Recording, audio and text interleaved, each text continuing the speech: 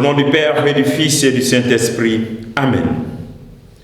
Ô Seigneur, envoie ton Esprit Saint, fais-nous connaître Dieu le Père, révèle-nous le Fils.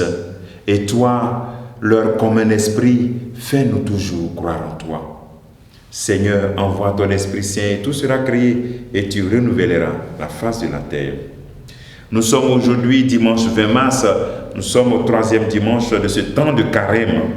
Et la parole de Dieu qui nous est proposée est extraite de l'évangile de Luc chapitre 13, versets 1 à 9.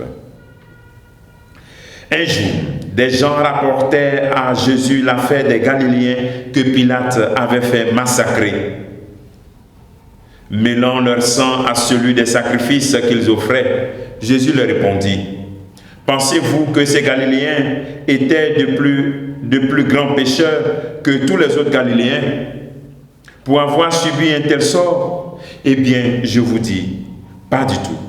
Mais si vous ne vous convertissez pas, vous périrez tous de même. Et ces 18 personnes tuées par la chute de la tour des Siloé, pensez-vous qu'elles étaient plus coupables que tous les autres habitants de Jérusalem? Eh bien, je vous dis, pas du tout. Mais si vous ne vous convertissez pas, vous périrez tous de même. Jésus disait encore cette parabole. Quelqu'un avait un figuier planté dans sa vigne. Il vint chercher du fruit sur ce figuier et n'en trouva pas. Il dit alors à son vigneron: voilà 3 ans que je viens chercher du fruit sur ce figuier et je n'en trouve pas. Coupe-le. À quoi bon le laisser épuiser le sol? Mais le vigneron lui dit: maître, laisse-le encore cette année, le temps que je bêche autour pour y mettre du fumier. Peut-être donnera-t-il du fruit à l'avenir. Sinon, tu le couperas. Acclamons la parole de Dieu. Louange à toi, Seigneur Jésus. Nous pouvons retenir 2 grandes leçons de ce passage que nous venons d'écouter. Dieu ne punit pas. Deuxième leçon, Dieu te donne une nouvelle occasion. Dieu ne punit pas.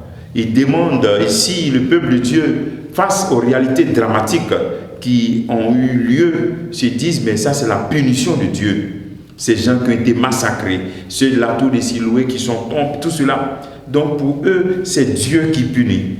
Jésus clarifie et nous dit, non, ce n'est pas une punition de Dieu. Est-ce qu'ils sont plus pécheurs que ceux-là? Non. Tous ces drames, toutes ces réalités dans notre actualité, ces guerres, toutes ces réalités sont une interpellation, un appel à la conversion. Ils ne sont pas des punitions de Dieu. La lecture des fois, c'est dit, à partir de cela, est-ce que moi je cherche à me convertir?